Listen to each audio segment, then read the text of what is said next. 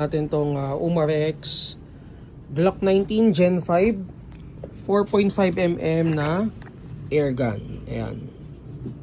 So guys, ito yung bala niya. Ito, ganito.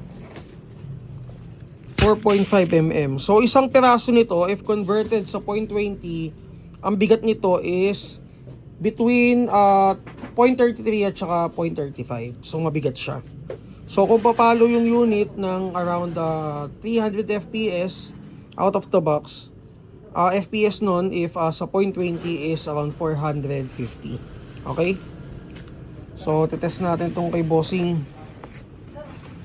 Ayan, price nito is 15K. CO2 powered. Ito yung ano nyo. Ito yung ano niya, pinakahangin niya ganito. So papasok to dito. Test ko guys. So pwedeng hindi natin siya mabasa. I mean yung chrono. Pwedeng hindi mabasa ng chrono kasi nga sobrang liit nung bala. Steel balls to guys.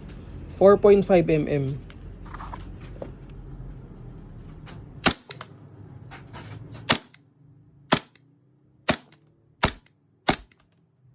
Yan, 270. Siguro mga nasa 430 yun.